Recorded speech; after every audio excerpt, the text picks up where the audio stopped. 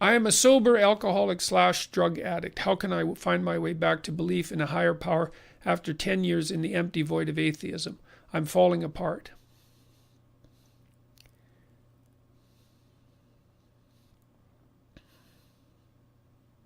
Well, I would say your best bet is to actually start devoting some time to it. For me, I became convinced of the validity of a religious viewpoint, I think, as a consequence of study. Read Joseph Campbell. Read Carl Jung. Jung's hard. Campbell's a good introduction, though. Mircea Eliade as well. I don't know if you can find your way back to belief, but you might be able to find your way back to meaningful engagement, and that's a better way of thinking about it. The belief thing is a really tricky one. People ask me, do you believe in God? And I really think, how dare you ask that question? I think that's really what I think. But on a more prosaic level, I usually think, well, I don't know what you mean by belief. I don't know what you mean by belief. And I don't know what you mean by God. These are very difficult questions, and none of that's self-evident. Now, I would say, do I believe in the crucifixion? Well, certainly. I mean, people, the crucifixion, how can you not believe in it? If you think symbolically, it's like human beings we're eternally crucified, right? Our lives are tragic and they end in death, and we're all betrayed. We're all betrayed. We all experience betrayal. So you can't not believe in the crucifixion. Do you believe in the resurrection? Well, people die and are reborn all the time. They go through, this is what you're after here. I'm a sober drug addict. Well, you had to let a lot of you die when you stopped being an addict and something new be reborn.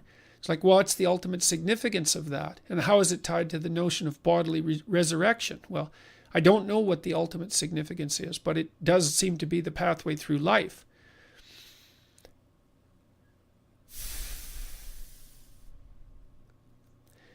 To believe, I would say you start believing not by attempting to convince yourself that the statement, there is a God, is true, like a fact is true, but to act out the proposition that you should shoulder your cross and stumble uphill towards the city of God. That's belief, man. And you can do that right away. Now, you might ask, well, do I have any guarantee that has transcendent and universal significance? It's like, well, it's not a bad model for emulation, so it has universal significance in that regard. We each have to shoulder the tragedy of our existence and stumble upwards despite that. That has universal significance. Does it have significance outside of life? And like at the eternal realm?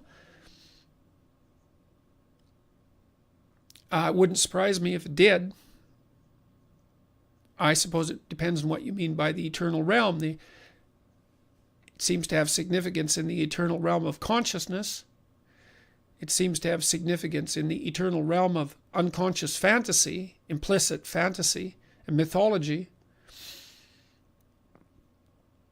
How is it connected with the factual world? That's a hard question, because the factual world, in some sense, divorced itself from that transcendental world during the development of the scientific methodology. So, never the twain shall meet. It's a methodological issue in part.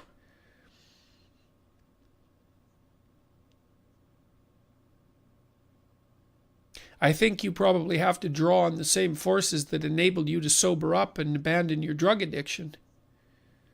Something was guiding you forward. Go forward again. Go forward again as if there is a higher power. That's your manifestation of faith. Go forward again as if being is benevolent and God is good. That's the hallmark of courage. And that's a good place to stop.